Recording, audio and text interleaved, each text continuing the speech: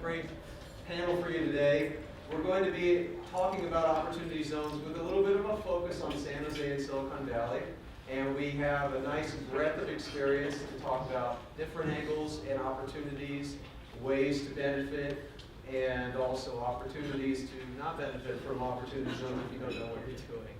Our panel is comprised today of folks from different areas. We have Nathan Donato Weinstein from the city of San Jose, going to talk to us about development from the city side. Also talking about development will be Eric Hayden from Urban Catalyst, the private side. We also have with us David Zuccarellis. He does tax with Seiler. And finally, we have a guy named Sean Cottle. He's a lawyer with Hoge Fenton, and he's going to talk to us about the legal aspects of opportunity zones. So please give a round of applause for a very esteemed man.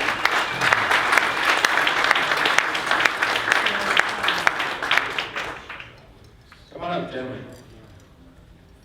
Well, welcome everyone.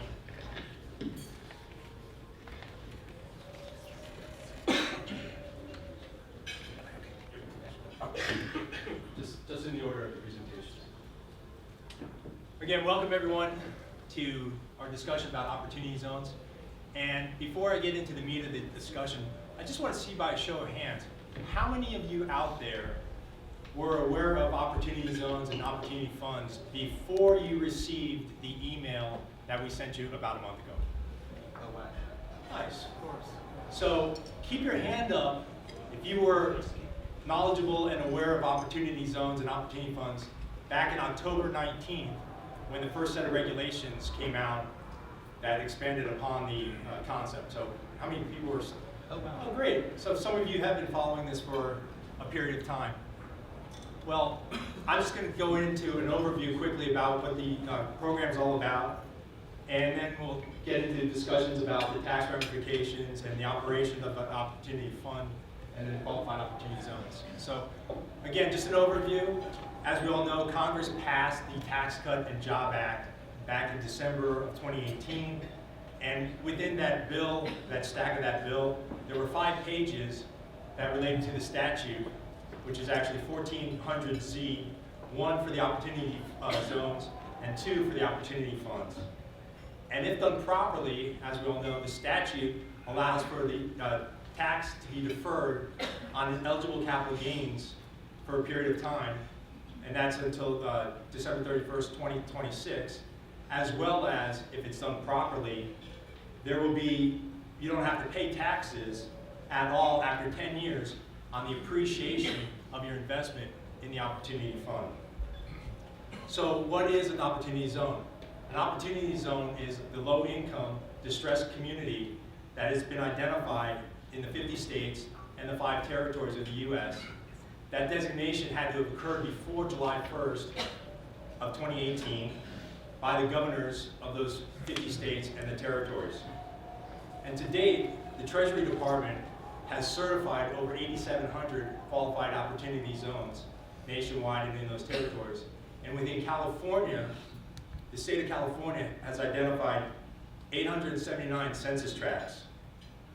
So as you can do the math, California has over 10% of the qualified opportunity zones that exist currently in the United States.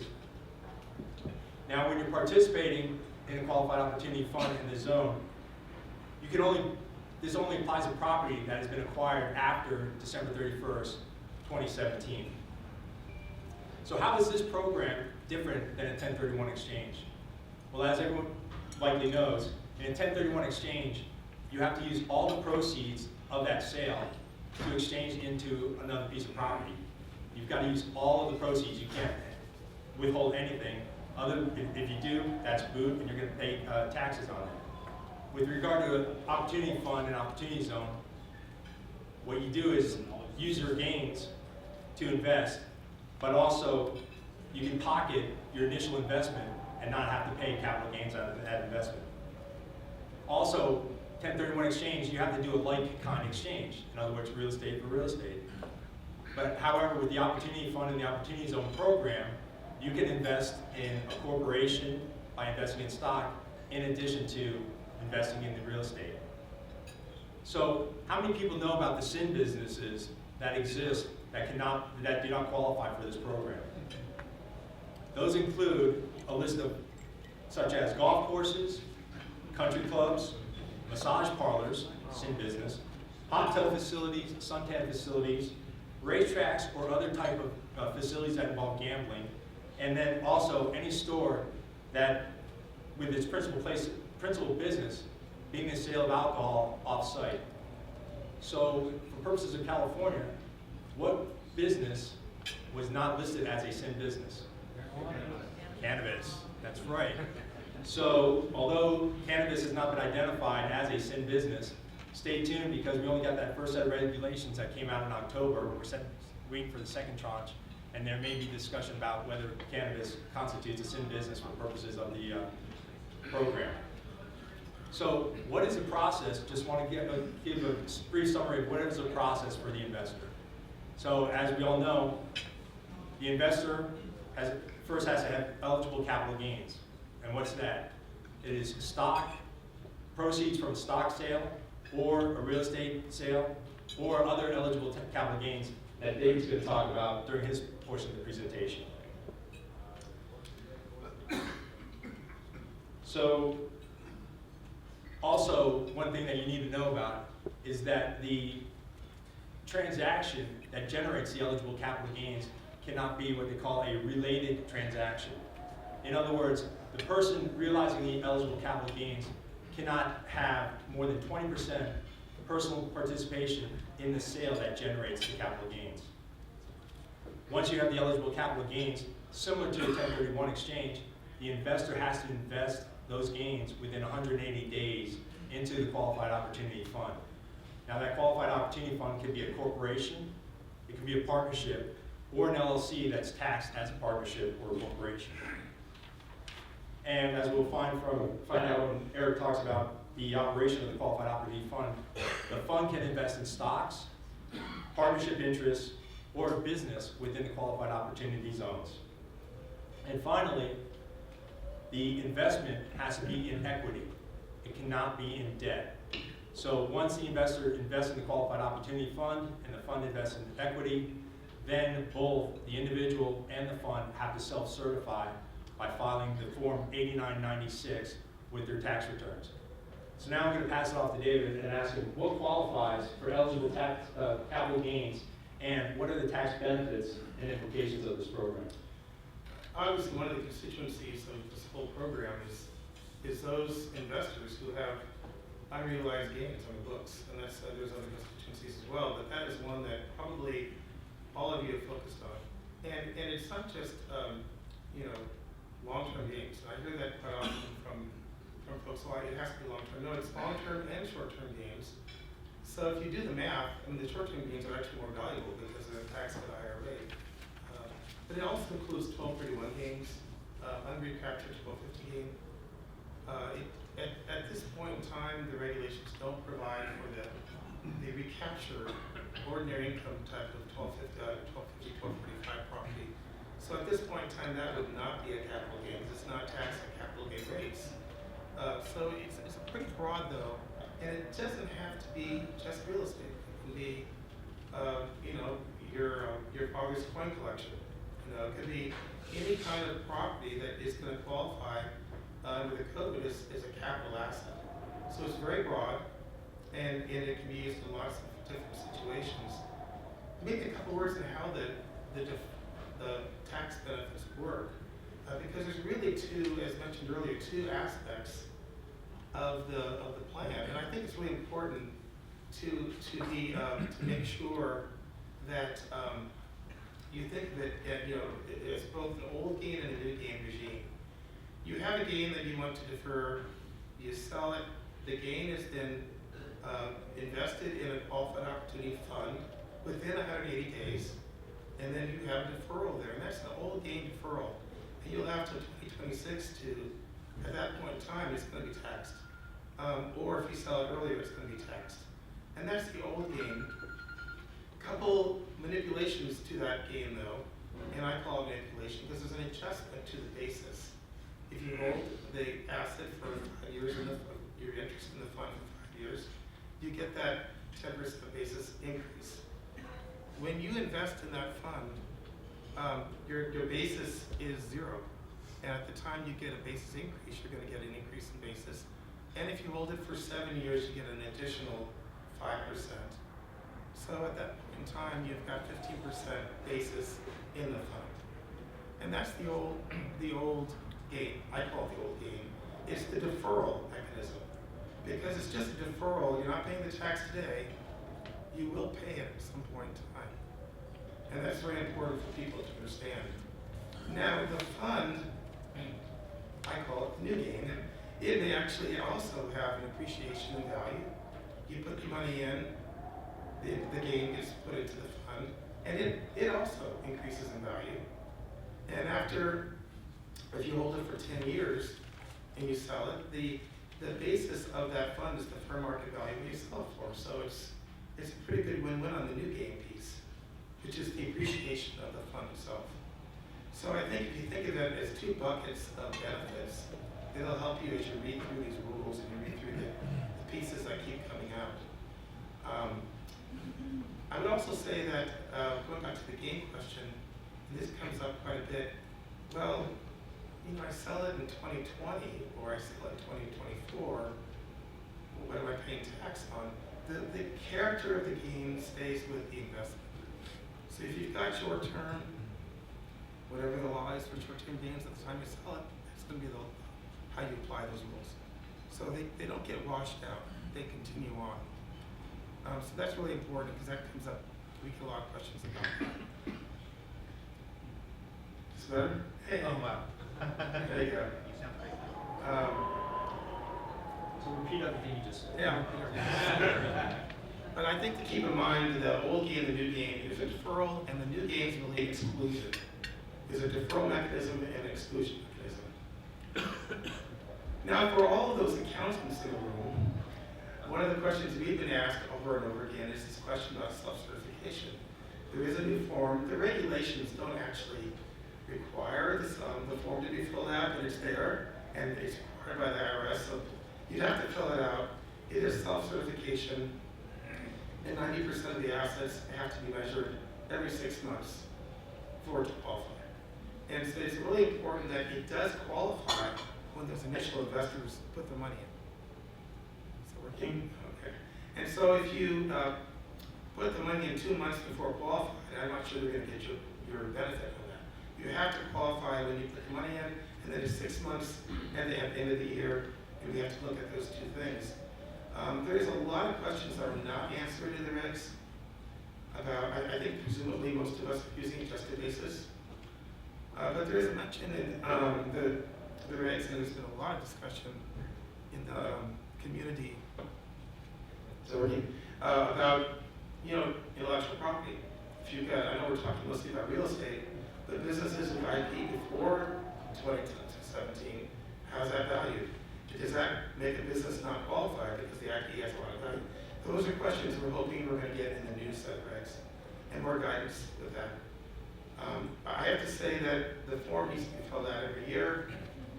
If you don't meet it, if you fail the test, it doesn't mean the fund goes away. Everything gets unraveled. It just means you got to pay a penalty. And the penalty is based on an underpayment rate that's in the code, and it's the difference between the 90% and what you were at.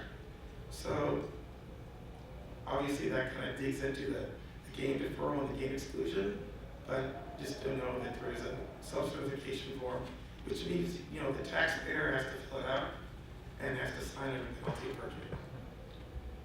And maybe if that should move on, or is that good? Or? Yeah, sure. Hi, I'm Eric Hayden, the president of Urban Catalyst. You know, there's a lot of talk about the tax code, and thank you, David, for pointing out all of the benefits for the investors into opportunity funds. I wanted to talk a little bit today about the practical applications of running an opportunity fund, and specifically what Urban Catalyst is, which is a real estate equity fund focused on ground-up development. So David mentioned a lot of the clarification issues with the IRS and other complications in structuring the fund. So I wanted to show you this picture. This is a structure of how our fund looks. I don't want to really bore you with all the details. If you want to talk about it, come grab me offline. But overall, you know, there's a lot of workarounds in order to get through the unfinished IRS interpretations of the legislation. And we have figured out a way to do it and structure our fund. We're open for business now. I like Sean asked the question, who knew about a fund before October? I started structuring our fund back in July. And it took me 4 or 5 months just to complete exactly how it was all supposed to work together from an organizational standpoint. We talked a lot about timelines and timing. I'm sure all of you have heard a bunch of things. For example, the 31 months to deploy your money once it comes into the fund, 30 months to substantially improve a property once you acquire it. So I wanted to give you a little timeline of how we look at it from an Urban Catalyst perspective. First of all, our fund is a minimum 10-year hold, and we are a 10-year hold so that we can maximize the returns to our investors by giving them tax-free profits after 10 years. So we're raising money in 2019. We're ending our fundraise December 31st. That's to David's point. We want to make sure that our investors are able to receive the full 15% tax deduction after 7 years, which is the hard date of December 31st, 2026. We have to deploy all our money within 31 months, so in 2021 and 2022, all of our money needs to be deployed. Our strategy to do that is we plan on financing our first few real estate developments in all cash, so we can get all of our money out there, and then we'll refinance and redeploy it into new projects as they come up. An interesting part about the timing of opportunity funds, typical real estate equity funds for ground-up development are 5 to 7 year funds. You think about it, it's a year to get to your building permit, another 2 years to build it, a year to stabilize, a year to refinance or sell. In this case, it's really like 2 funds back to back. So our plan is to refinance and redeploy our money in 2024 and 25 into all new projects for almost a second round of development. Of course, here's the day that everybody has to pay their initial capital gains they invested into the fund in 2019, but you get your 15% tax break. We've kind of speculated and thought a lot about why the federal government put in that 15% break. And we think the reason is a lot of people think that federal capital gains taxes might increase over the next few years depending on the administration that comes into office. And the 15% is a little bit of a hedge against that because you don't get to lock in your capital gains rates when you invest in the fund. You have to pay 7 years from now what they are. And then finally, after our 10-year hold, we will liquidate all of the assets in our fund and return our money to our investors, plus their profits. So a couple of unique aspects about Urban Catalyst. We talked about there's a lot of different kinds of opportunity funds out there. We have opportunity funds that eventually will be focused on businesses, incubators within, hopefully, San Jose. We're really focused on real estate, and I mentioned our 10-year hold makes us unique. We also are a multi-asset opportunity fund. I'm sure a lot of people out here in the audience are looking at their properties in opportunity zones and thinking, I'm going to start an opportunity fund, I'm going to do the ground-up development, and that's definitely something that people can do. We are a multi-asset fund where we're going to do a lot of projects. Doing your own fund is possible. It's still quite a challenge to structure. I think a good example of somebody that will end up doing it is Google, who came into downtown. Their big parking lot there just south of SAP, that's in the zone. Google will be able to structure that. They'll have plenty of capital gains to fund their ground-up development. And then they have an army of accountants and attorneys to make sure that they comply with all of the opportunity zone regulations. And then finally, which makes us very specific as far as what our niche is in the overall fund market, is we're focused primarily in the Bay Area. We have a very narrow geographic focus, but a very broad focus on product types. We're going to do office, hotel, retail. We're looking at multifamily, senior living, just a really broad spectrum. And that's to diversify our risk.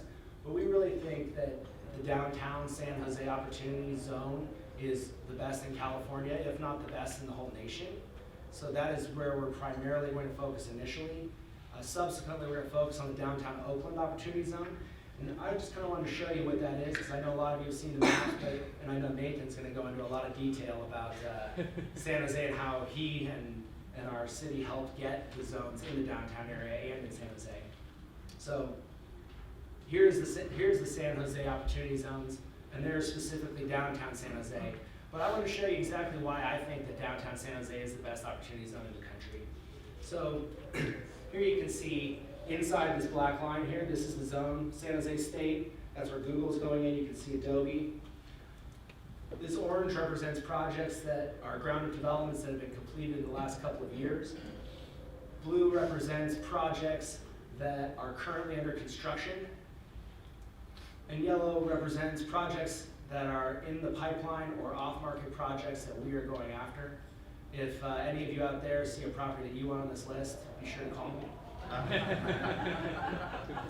And really, that's it. I'll pass it over to Nathan. Thank you. Well, before you Pass it over, I got a few questions for you. Oh, sure, go ahead. about operating an opportunity fund. So in your timeline, you showed, and I just want to elaborate a little further about the working capital safe harbor provision that you're talking about. One of the questions that I get about the opportunity fund and the program is, why is this cutting out that? The question I get is, how can opportunity funds comply with the substantial improvement 30-month requirement when we live in California, we face CEQA, the entitlement process. I saw a couple people from the city that were on the attendee list, so hopefully they're here. So either you can explain it or I'll explain it a little further. The substantial, the working capital safe harbor and how that interplays with the substantial improvement. So substantial improvement was defined in the October guidelines the IRS came out with. And what they say is you need to put in a one-to-one investment into your project equal to the value of the structure on the land. So that's the structure of all the improvements on the land, not including the value of the land. That's why it's easy for an opportunity fund to focus on ground-up development. Because, for example, I'm demolishing a parking lot. It's pretty easy to substantially improve a parking lot. It's a lot harder if I'm looking at an apartment building and I'm only putting in $20,000 a unit. I really can't figure out a way that I could do that with opportunity zone funds and have that qualify as opportunity zone property. Now, as far as the timing of how it all works, it's interesting. Another thing that came out in the regulations in October is we used to have 6 months to be able to deploy all of our money, or 6 months to deploy our money. We're talking about the 31 months now. We used to have 6 months to deploy our money. They came up with regulations that allow us now to deploy within 31 months. What we have to do is we have a structure. You saw in my structure sheet, I have structure below my opportunity fund, my operating partnership, and if I put my cash from the fund into the operating partnership and I have a plan, that plan gives me 31 months to deploy. And my operating partnership below my fund qualifies as opportunity zone property for the 90%, 10% test. That's a great explanation. I just wanted you to explain that because if you only have 30 months to substantially improve, in other words, as Eric said, you take the value of your building, let's say you got $1 million, hypothetically you got $1 million project, $600,000 is the land because good old California dirt costs money. The building itself is $400,000 for purposes of this hypothetical, and to substantially improve to make that comply with that obligation, the regulations and the people that I'm talking to and we're talking about says that if you put in $400,001 into your project over 30 months, you now satisfy the substantial improvement requirement. That's all fine and well, but again, we live in California, we got CEQA, we got the entitlement process, and we know that more often than not, once you identify a property, you're not going to have the building completed or the construction completed within 30 months. So, as Eric said, the regulations in October talked about the working capital safe harbor, which gives you, so long as you have a written plan, like a business plan, and you're following that, you then can, I'll use these microphones, you then can have 31 months to work that plan before you have to deploy your capital. Within the 31 months you deploy your capital, then your calendar, the clock starts on the 30-month substantial completion. And another couple of things that are interesting, as far as how do we tell what the value of the land and the value of the building is, to meet this test, and what our attorneys have advised us. Hey, Norm. Is we get an appraiser to do an appraisal for us. Another interesting aspect that we think is going to come out in the next round of clarifications from the IRS is a provision to prevent people from land banking. Because you can think about it, I could go out and buy a piece of dirt, say in Stockton, and then I could put a fence around it. That would be substantial completion or substantial improvement. And they want to avoid people doing stuff like that. So thank you very much for the explanation of operating your opportunity fund. Nathan, why don't you tell us about the opportunity zones that you created in San Jose? Thank you so much, Sean. And thank you, Hoge Fenton, for hosting the Real Estate Breakfast Series. This is one of the coolest regular events in real estate in San Jose, so thank you very much. And thanks to the audience for coming and braving this crazy weather we're having. And thank you for your interest in investing in San Jose. So what I wanted to do, your slides are good, Eric, I just need to get through them. So I want to talk to you about how we in the city are looking at this. This is a really big deal, and it's great to have you all paying attention to this and involved and thinking about what this is going to mean for us. So why is the city paying such close attention to this? There's a couple of reasons, but I wanted to also demystify a little bit about kind of how these zones came to be. And share that process. So the state is the ultimate decider on what zones get submitted to the federal government for approval. The cities we're able to advise the state on sort of what we think would have the most promise to achieve the spirit of the statute. And as Sean mentioned, there are these there are these thresholds around poverty rates and household income, but there's also requirements around the potential for business development and employment. And I just want to make that clear. We as a city, we're super engaged in looking at our census tracts and trying to understand which census tracts have the most promise. And we are super jazzed about the zones that the state ended up giving us. We got a lot of what we wanted. We did not get some of what we wanted, and we also got stuff we didn't ask for, and that's fine. It is what it is, and I'm going to talk to you today a little bit about how we see these zones kind of working together. They're really interesting. So why do we care? One thing is, we know that there's a lot of buzz around San Jose right now, which is awesome in terms of new development, but at the same time, developing is really hard. Costs are really high, and what we're seeing is, a lot of development interest, but also a lot of projects kind of not moving. And what we are really interested in is the potential for opportunity zones and funds to bring in a new source of capital partners to potentially get some projects going that are good projects, right? They have to have, I think the sense is that they need to be projects that have good pro formas and that work. But just bringing in, additional potential partners. We also think a lot about jobs, and jobs for all kinds of workers and residents. And I'm going to talk a little bit about how we're looking at that, how that actually plays into why our zones are the way they are. There's also a lot of interest in opportunity zones from mission-driven investors, so impact investors, philanthropies, high net worth people who want to do well while doing good. We would love for them to take more of an interest in San Jose. And then the other thing is, the city of San Jose at one time had the largest redevelopment agency in the country. It spent billions of dollars doing great stuff in low-income neighborhoods in San Jose. We do not have any illusions that this is going to replace redevelopment. This is obviously a market-based, place-based incentive. But we do think it's a way to bring in additional investment into neighborhoods that need it. And a lot of our zones overlap with the old redevelopment areas.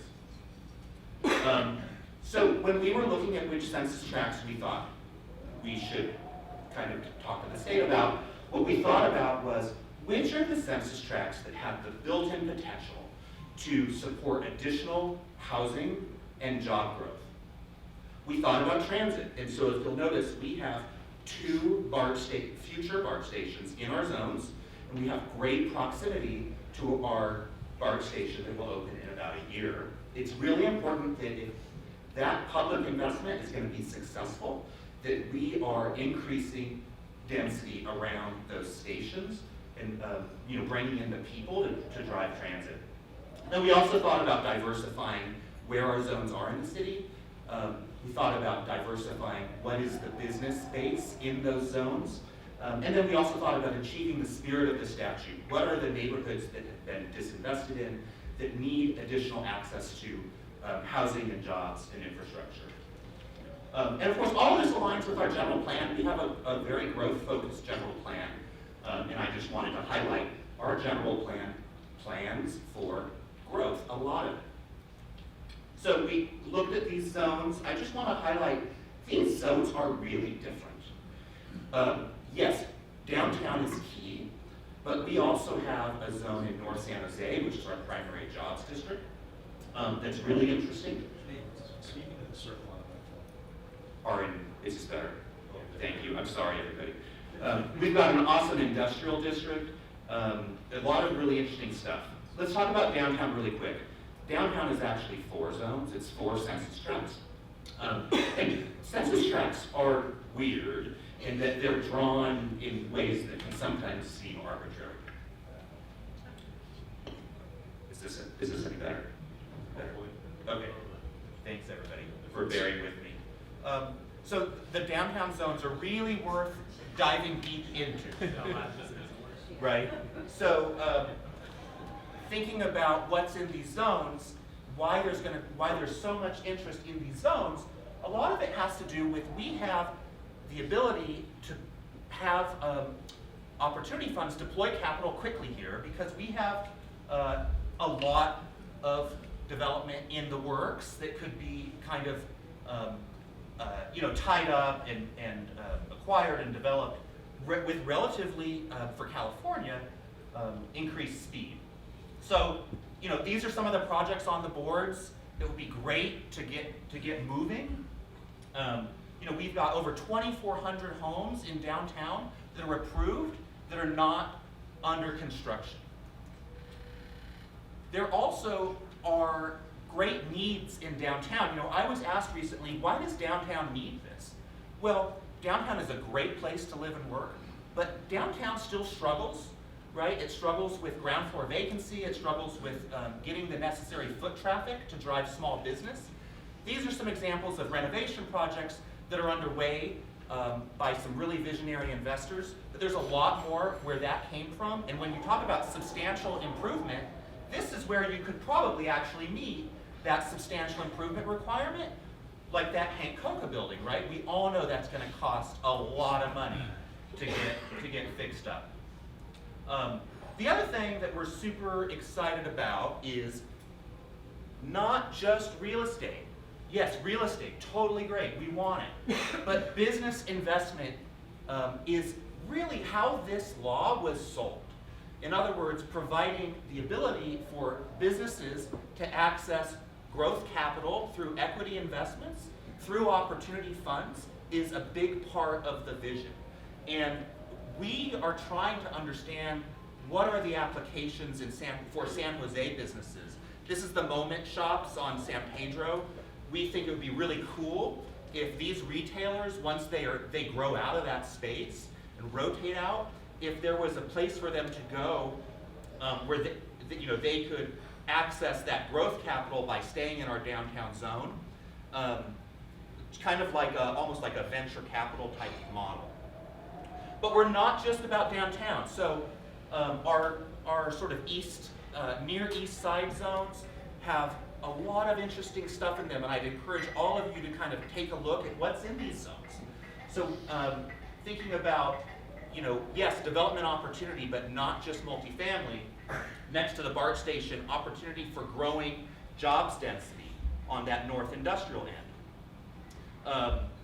Catalytic projects like renovating, the decrepit Mexico Theater that could be an awesome space for that neighborhood and really improving that corner, and additional small businesses here. Industrial development as well. A large portion of our Monterey corridor is in a zone. This is key for our goals around equity and jobs, providing middle skilled workers, job opportunities in San Jose is a big focus for us.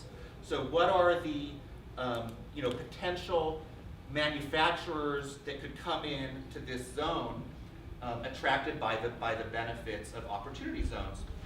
North San Jose, there's a lot of opportunity here for additional growth. North San Jose housing, right? We have additional capacity for new housing in North San Jose. This is in that area. And there's a lot of airport parking, motels, low intensity uses that could be that could grow up. Some examples. And the East Ridge Tract, which is a little funky because the airport and some of the city planning policies in place. But again, there is some development potential there. There's a mall with a Sears and a JCPenney and a Macy's.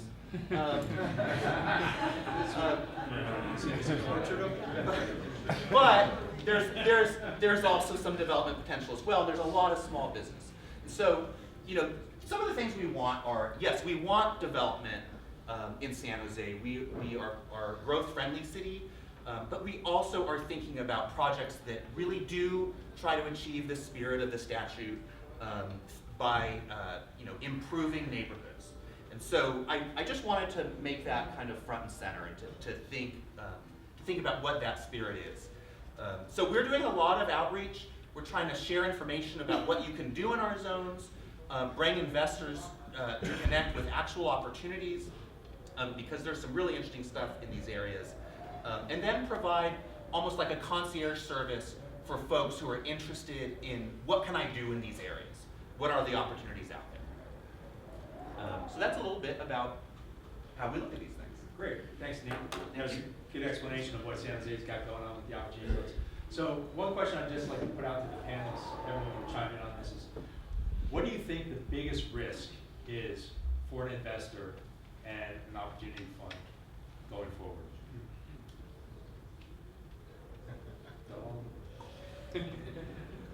Well, it's hard to talk about the risks, I guess. I can talk about the things that are not as risky, which is a lot of people think that opportunity zones and opportunity funds, that the legislation might go away. That if like a new president comes in and says, okay, that was the old administration, this is done. And then what happens to all the money that you've invested in these funds, especially if you're like our fund and you have the 10-year minimum hold. And the answer to that is, these funds were started by, it was originally from a think tank that is paid for by Sean Parker, the former founder of Napster and a big part of Facebook. And he is a Democrat, and he really pressed this through. It had bipartisan support from Congress, and of course it was a part of what's called the Trump tax plan. So the massive bipartisan support behind it is one thing. You also look at who's investing in this fund. A lot of individuals that are accredited investors and have capital gains, which makes them wealthy people. Those are the same people that give campaign contributions to both sides. And we don't really think that the politicians at any time are going to say, we're going back and taking this all the way. So I would just add, I think the 10-year hold should really be something people think about, because it's not an investment you can get out of in a few years. I mean, to really take advantage of the benefits, it's a long-term hold, and it really is connected with how well the underlying investment is. So it's different, but maybe not so different from back in 2001, 2002, when these exchange funds, you look at them or not. Some of them did really well, but some of them didn't, because you were able to roll your gain into it along with other investors, and it kind of depended upon what the funds were, how well they performed, which is connected with things that none of us have any bearing on. How well the economy is, right? I mean, how well these investments perform. And I would just say also there are a lot of uncertainties right now. I started to keep a list of the things I want in the new regulations.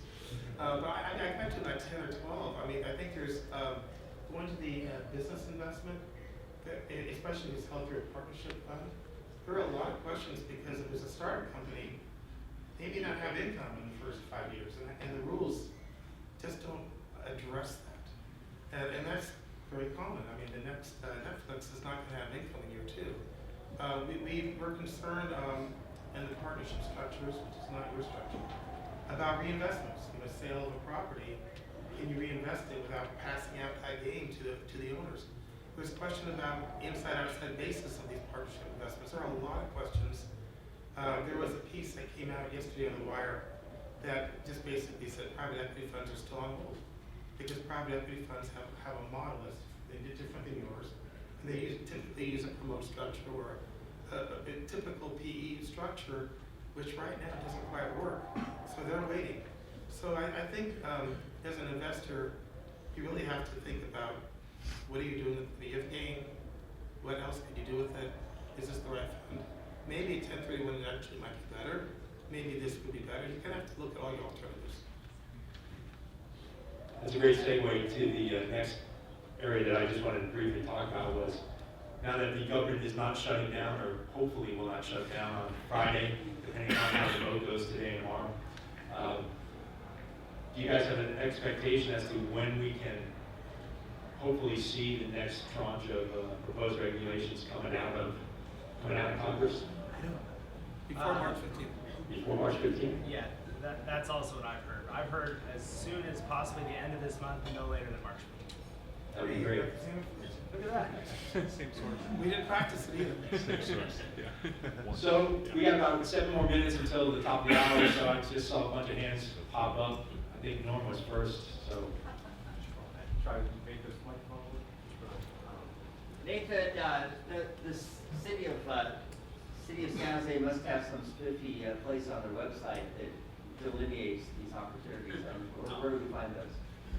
You talk to me, the website is being worked on. We just finished sort of a draft prospectus that shows really good pictures of the zones and gives some ideas about what investors might want to think about in them and what's possible. You can also look, if you Google California Opportunity Zones, the state has a really good Google Map overlay. Actually, can I say one more thing?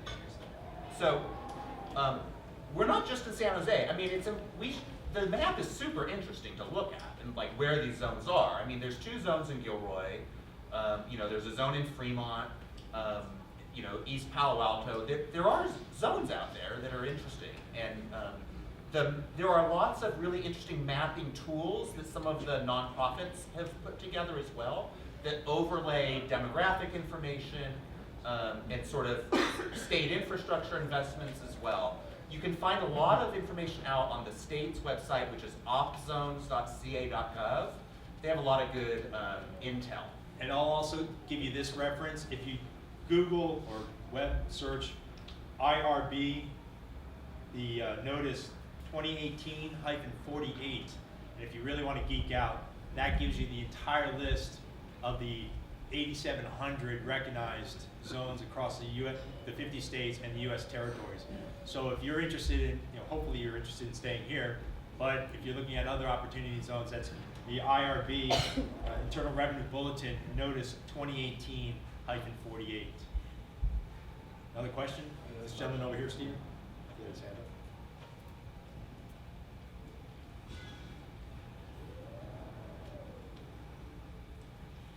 Just had a couple of questions. One was, I know that this was approved on the federal level, but can you guys comment on the status of the state level adoption of this? And the second question would be, when we get to 2026 and the capital gains are due, or at least the taxes on the gains, are there restrictions? Are we looking at refinancing those projects, pull the money out to help the investor pay for them? Are there any restrictions on that? I'll mention like California, at this point in time, they're not leaving the top, have to conform, but there is a bill right now, I think it's in the Assembly, isn't it? Yeah, so Assemblymember Caballeros has a bill to provide some CEQA streamlining for opportunity zones is one thing. It does also include a prevailing wage requirement. And then the other thing that's in the governor's budget proposal is to conform, right? So the state does not need to conform to federal law for capital gains. Many states do conform and are conforming. And so Governor Newsom's proposal is to conform in the cases of affordable housing and green technology, green energy investment, or green tech. We don't know what that means. We don't even know what the level of affordability would be required to conform, but we're in conversation with the state to try to get more information about what that might be. And then to answer your question about, you know, in a fund, do we pull out the money by refinancing at year 7 to pay our investors so that they're able to pay their taxes? I mean, that's really going to be on a fund-by-fund basis, and I can speak specifically to our fund. It's our plan to do that. Our plan is to refinance our projects and give some of that money back to our investors, but of course, I can't guarantee it. It depends on how the fund is doing, it depends on the market, and a lot of other factors. And not all that money is going to be tax-free in year 7. You know, the 15% discount of your taxes is really a 15% step up in basis. Because if you think, if your initial investment is all capital gains, it's 0 basis. Once you get that 15% step up, then I can return 15% of your capital gains tax-free. But that doesn't cover if you have the full, you know, 23+% capital gains tax rate from the federal perspective. Let me just add also that when we're advising clients, remember it's only the gain that gets rolled over to these funds. The other proceeds are going to be in your pocket, and we're going to advise them to hold on to some of that for taxes. I mean, you know, long-term hold is not tomorrow, but keep in mind that fund may not actually make a distribution, and there's some queries on how distributions are to be made. The regulations need to go into that as well. Some question marks on that. So I think that a good investor is going to make sure he's got enough dry powder on his side to pay the taxes, because it's only the gain that gets rolled over, very much different than the 1031 that was mentioned earlier. And David, you hit the nail right on the head. We advise all of our investors to put a set-aside account for 7 years to pay their taxes. Any other questions out there? Time for one more. Or not. There has to be more. Kelly. I'm good. I was really interested to hear Nathan's comments just a moment ago about the infrastructure investment. Yeah. And also your earlier comparison that this is not redevelopment or any version of that. Because just listening to the four of you, which is interesting, it does seem like there's a very sort of piecemeal approach. This is more of a tax and a policy issue rather than a way of, you know, remaking a physical environment. And it occurs to me, and I'm sure a lot of people here who heard the governor's message yesterday, that this doesn't have any tie-in to the really big, expensive infrastructure investments that we have not figured out in the country or in the state, and certainly not in San Jose. Not just things like high-speed rail or fixing dams, but, you know, the Richmond Bridge started falling apart last week. Right, Like yeah. just crashing onto cars. So this is an awesome question. Thank you. And That's all. It actually, so that question of infrastructure is one we're super interested in. It's why we and the VTA really were looking at BARD. At the congressional testimony, the joint congressional testimony that happened soon after the law was passed, that subject was explicitly raised by a congresswoman who asked, can you do infrastructure with this? And the answer is yes, through a P3 format, but there are some requirements around kind of the physical location of the project that make it really tough for projects that go outside of zones, but could make it good for projects that are contained in zones, like BART stations. So VTA is interested in this, and are trying to wrap their heads around, you know, is that something, number one, that the agency is interested in doing, right? Is a P3 something they would want to do? And then secondly, how would that be structured? And who would be interested in doing it with them?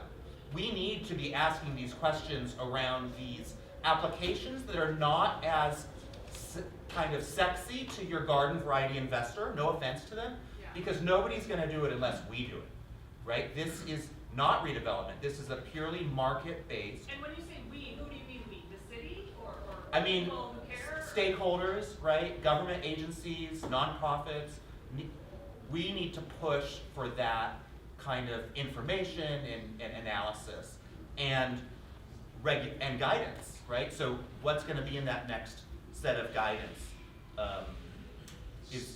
it's on all of us who care, right? So I think to summarize, stay tuned because it'll be interesting to see what the next set of regulations are when they come out in a couple weeks. And I just want to thank the panelists for a great informative discussion this morning. And I'm sure we'll be around for questions if you want to come up and ask us. And I think we're done at the top of the hour, Steve. We're done. Let's give them a round of applause.